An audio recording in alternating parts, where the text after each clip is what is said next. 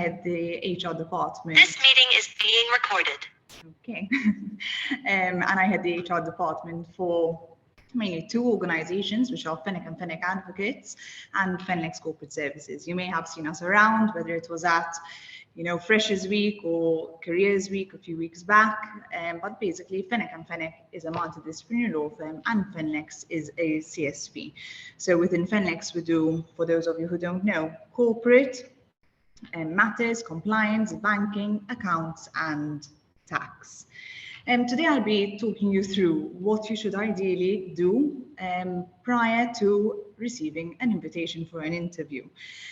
I understand that many of you are, reaching the end of your studies, and obviously once you conclude your studies, the next step is finding a suitable career, most of the time relevant to your studies. And naturally, this would be a first for some of you, not all, and I'm here to sort of give you a few tips and what I would suggest to those attending interviews. Should you have any questions, please feel free to sort of, ask and ask as we go along. So basically, the first step is the fact that you've been, shortlisted for an interview. This is always good news, because the fact that you've been shortlisted means that, your CV was done in a manner that, reflects correct information that is relevant to the role for the company that you are applying for. And so that means that the qualities and qualifications on your CV is what the company are looking for. So that's definitely a step in the right direction. I understand that you have, a session on how to, put together your CV in a correct manner, and this is one of the most crucial things. Okay, CVs, just as much as you make a first impression in an interview, you also make a first impression when an employer opens your CV. Okay, so the formatting of your CV is extremely important. But at this stage, you've been shortlisted for an interview, which means that it's a first step in the right direction. So you've been shortlisted for that interview. What is the next step? So nowadays, especially with COVID and everything else, we have different types of interviews, okay? Some are held online, some in person, some one-on-one, others with more than one person present. So the first thing that you need to see is to understand what kind of interview is going to be held. There are even interviews that are held nowadays on the telephone. So, you need to prepare accordingly. So if you understand that it's an online meeting, make sure that you have receive the necessary correspondence in relation to, if it's on Teams or on Zooms, the link, and making sure that you test, the link prior to the actual interview. Unfortunately, I conduct many interviews whereby somebody tells me, I'm really sorry, but my, it's not working for me, and my connection isn't strong enough, I'm running late. So it's very good to make sure that if it's online, one, you have the correct link, and two, you prepare for it. Also, keep in mind that unfortunately apps on mobiles do not always sync with the software being used. So many a time I'll have someone attending an interview online, they'll be on their mobile phone, and unfortunately the view that they are seeing is not what I'm seeing. So sometimes I'll just be seeing, the top bit of somebody's head or somebody's mouth, and it's not sort of ideal when conducting an interview. You want to see who you're conversing with and who you're communicating with. So again, make sure ideally that you have, a laptop or a computer whereby the webcam is, can function properly. Luckily, we are moving towards having more in-person meetings as well. And when you do have in-person meetings, we'll go into this in further detail in other slides. But what is important is to know who you're meeting with, okay? If you have a panel, that means you're meeting with more than one person. It's very important to look at, research one about the company, we'll be coming to that, but two, also about the people that you're meeting, okay? And then you can have one-to-one. So in many scenarios, the way companies work, it's not applicable for all, but in our case, this is how we work. Our HR executive conducts a one-on-one initial meeting, and then one will go to second interview stage. So it's good just to understand what kind of interview you're going for, who you are meeting, and what platforms will be used. So online, you need to prepare accordingly, but in person, you also need to prepare accordingly. You need to see where the offices are. You need to see whether, there's parking around, so that you can, schedule and make sure that you are attending your interview in a timely manner. So that's the type of interviews that we can have. Now, I like to categorize things, okay? I find that this helps. So I would always categorize the fact that you're going to an interview in 3 stages. You need to prepare before the interview, you need to prepare during the interview, and you also, need to touch base after the interview.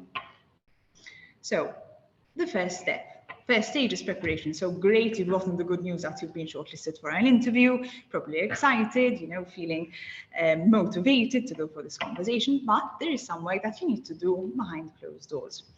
So take the time until your interview stage to prepare. Being prepared for your interview is one of the most crucial points. Keep in mind that at first interview stage, they probably have quite a large candidate pool of whom they are interviewing, okay? And so you really need to use this time to prepare yourself as much as possible so that in the interview itself, you come across as if you know the company, you know the role, and you know what you're ultimately saying. So step 1 is definitely researching the company. Many times I do interviews and I say, so what do you know about Fenlex? What do you know about Fenlex and Fenlex? And unfortunately, they are not in a position to give me a very brief summary of the company. My expectation as somebody who's giving an interview is that at least you know our company. I want to see that you're enthusiastic, that you're excited to join. So I think this is one of the crucial steps. And nowadays, let's face it, with Google, you throw a simple search, the website comes up and you can have a quick read through. You can even scroll in the evening, through a company's website. Obviously, it's important to also do some background research according to the role that you're going into, and also the team and the interviewer. So always ask if it's not specified in the email when they've told you that you've been shortlisted for an interview. I would always ask, could I kindly ask who I am meeting with, so you can be prepared for the people that you will be meeting with in your interview. So, go on a website more often than not, a company's website, they would have all the different personnel that they have within the organization. So here, research the team, look at their background, and see ultimately who you are meeting with. Examine the job description. It's very important that job descriptions are there for a reason, to make sure that the job spec is clearly outlined. Read through it step by step, go through it. By examining the job description, you can even extract certain questions that you may ask throughout the interview itself. It's also important for you to understand what it is that the company is ultimately after. So the job description should be used as sort of your Bible for an interview first stage, okay?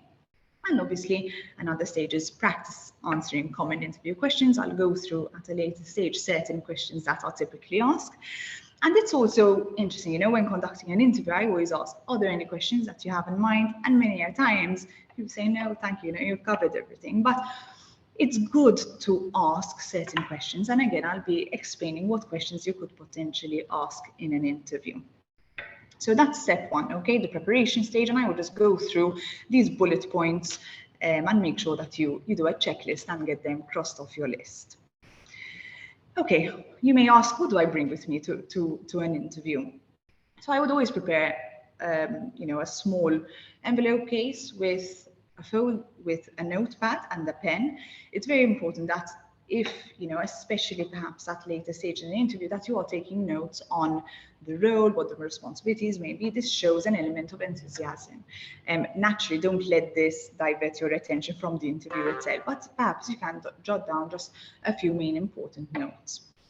Extra copies of your CV, it's always helpful to have, a list of your reference, and also the list of questions you would like to ask. Even if you prepare these and don't necessarily open them, if you feel that in your interview stage, okay, you've reached a phase where we've been asking you a number of questions, you may be slightly overwhelmed, it's good that, and then you can make reference to it. Even if you don't, at least you have it there prepared, okay? There's a lot of preparation. That's why I'm focusing on your prep before an actual interview. 2, communication. In all aspects of life, okay, whether it's at work, personal, sports, communication is always key, okay, as I'm sure you've learned even throughout university when you're, doing presentations with other students or anything of the sort. Communication is always key, especially when it comes to interview. So, Interview tips. First impressions, okay? The first time somebody meets you, whether it's online or in person, that first impression that somebody gets of you is extremely important. Always smile, have a firm handshake, and get good eye contact with the person. This shows that you're confident in yourself and confident for the interview that you're going in. Body language is extremely important, okay? Pay attention to the sort of non-verbal cues and make sure that you react accordingly. It's very good in your interviews to use past experiences, even if they're not necessarily related to previous work experience. So you tell me, well, this is my first interview. I haven't worked prior to this.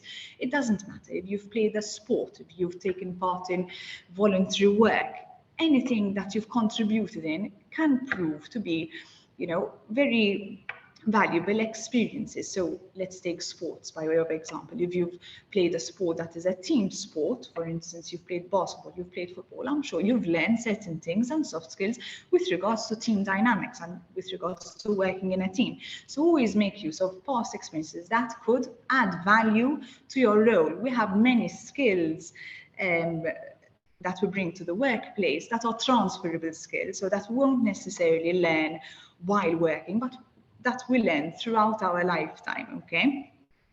It's very good to speak clearly, okay? Sometimes I get people mumbling or speaking so fast that I can't keep up with what they are saying. It's very important to speak clearly, project your voice, and obviously truthfully, okay? Also keep in mind that Malta is a very small island. One thing that I would suggest to shy away from is speaking negatively about your present or previous employers. Keep in mind that even if you are at an interview stage and a company may onboard you, there may come a time in the near future where you also leave that company. Nobody wants an employee who, speaks ill of the organization once they leave. And you're setting an example by doing it in your interview.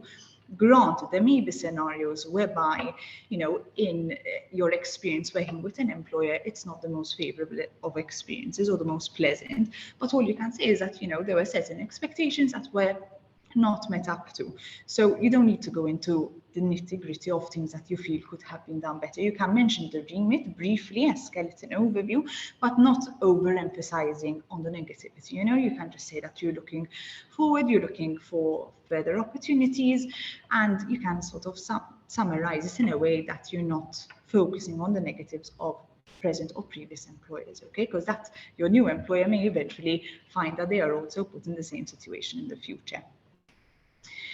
So it's very good to highlight your strengths and accomplishments. So basically you have a roughly half-hour slot with an HR manager or an HR executive and someone from the relevant teams.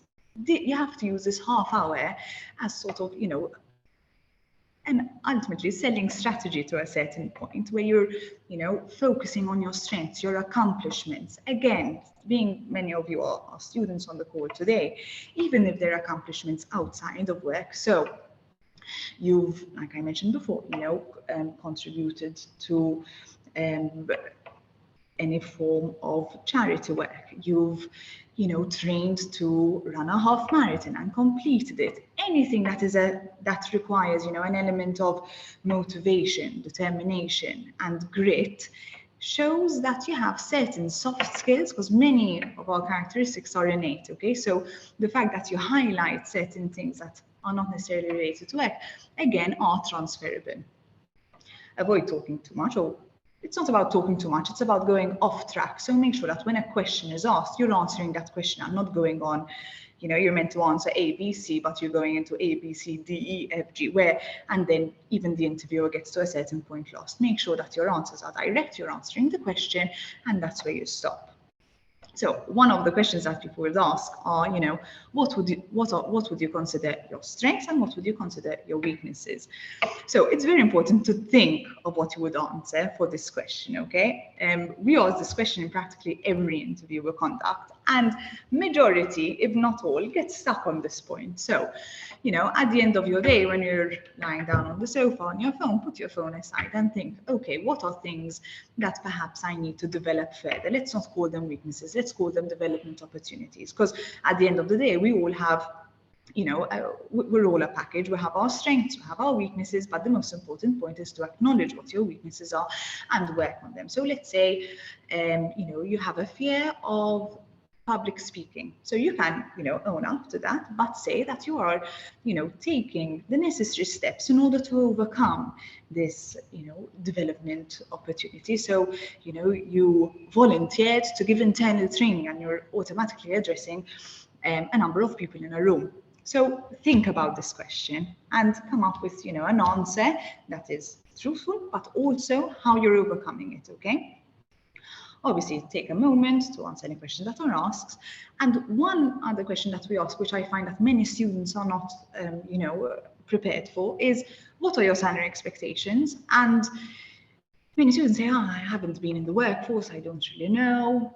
No, understand what role you're going for. This goes back to the preparation, There are many, thankfully nowadays, you students are extremely blessed with, all the online tools that you can make use of. There are many companies that provide salary brackets pertaining to different roles within companies. So see the role that you're applying for and understand the salary brackets, the market salary brackets that are in place. And, how you can answer such a question is by saying, I understand that I currently, do not have much work experience. However,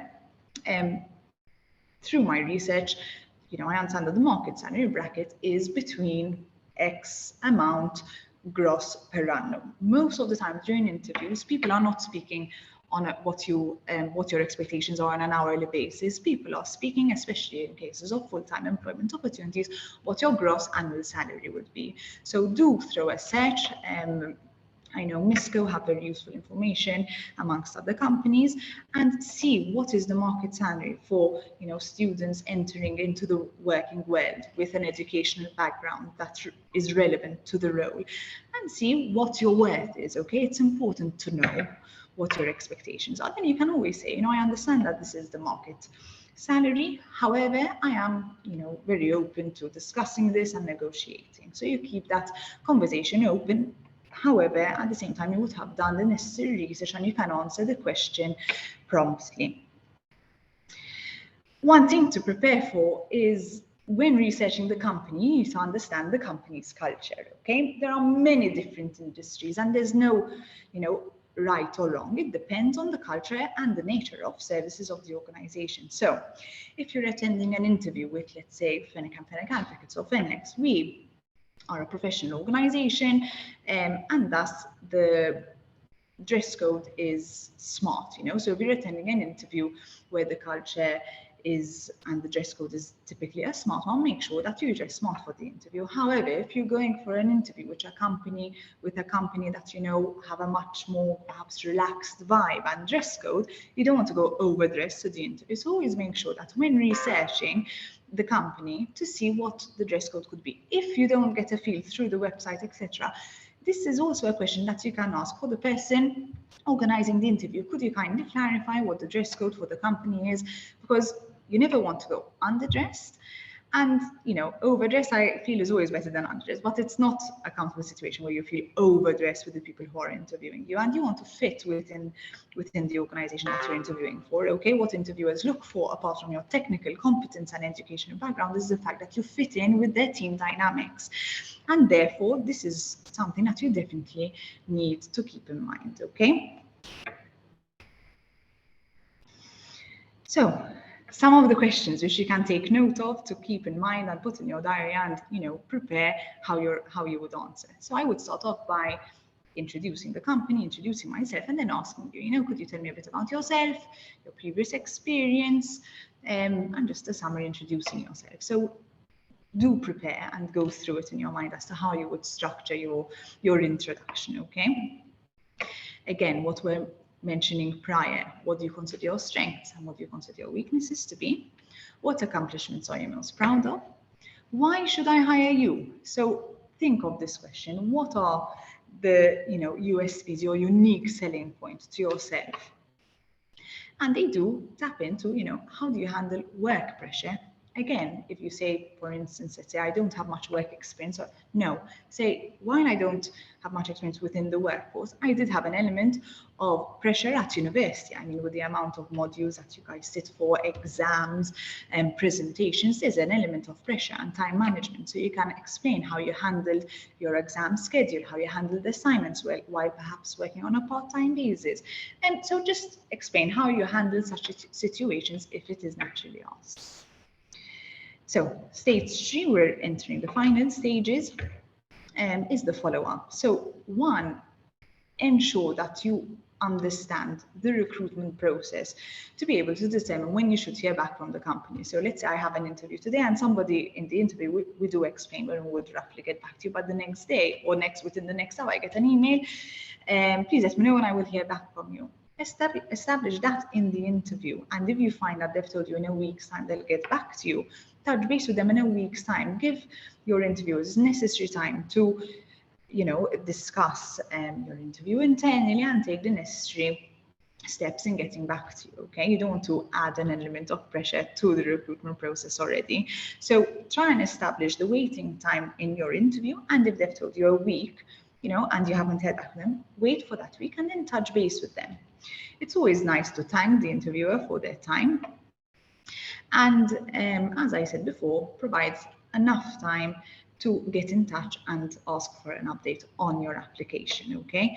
And ultimately, even if your first, second, third interview is not a success, do not ever give up, okay? There are roles out there suitable for every candidate, and you are lucky enough to be working in a market that is extremely dynamic and that provides a number of employment opportunities in various different sectors.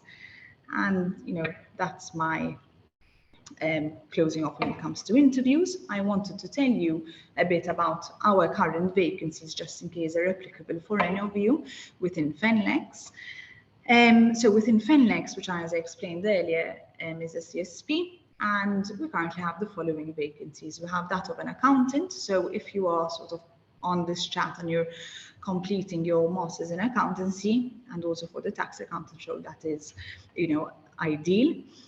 Corporate compliance and compliance executive are roles relating to ultimately corporate and compliance matters.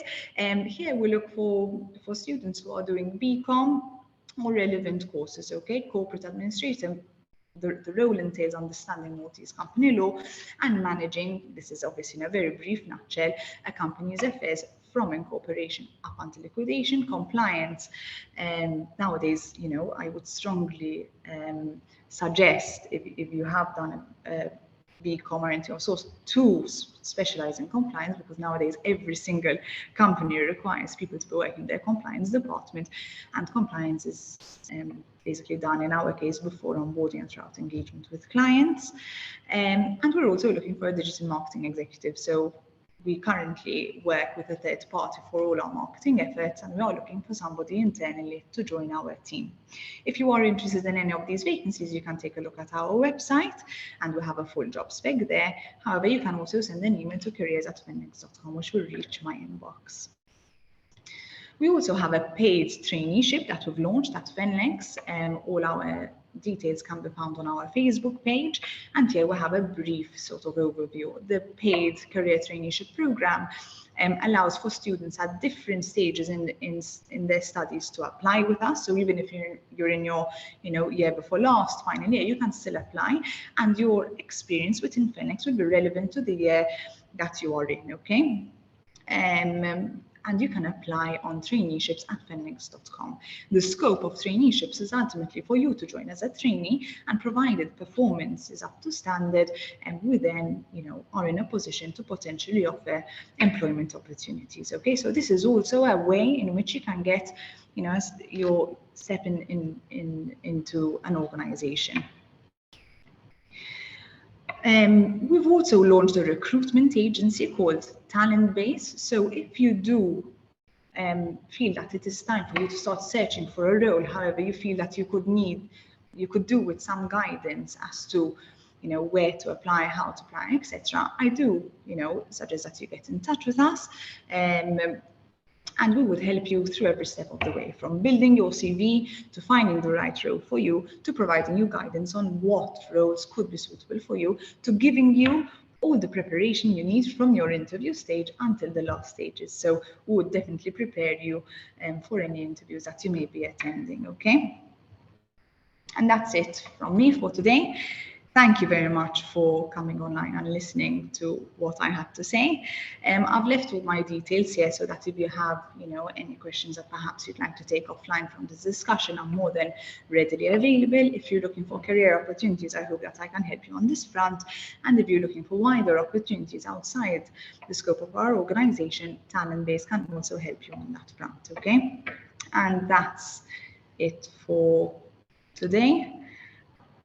So I would like to thank you for this very interesting workshop. Just so everyone is aware, although you can apply for these traineeships and jobs through their website, we also have the Jumpstart Your Career interview event happening next week. So you can also apply through us to interview with Fenlex next week. Let me put the link. The link is going to be in the chat to the Facebook event, and you can apply by filling out the form and applying for Fenlex, and then you would be able to apply for both the jobs and the traineeships all at once. Mm-hmm. Does anyone have any questions before we close off this workshop? I take that as a no. Anything at all? So thank you very, very much. And that concludes this workshop. Okay, thank you very much for giving us the opportunity to speak at this workshop. And again, should you wish to get in touch, you can either ask for my details through ASCS or take a look on our website and you can find my details there. It's been a pleasure seeing you all. Thank you. Thank you so much. Bye-bye.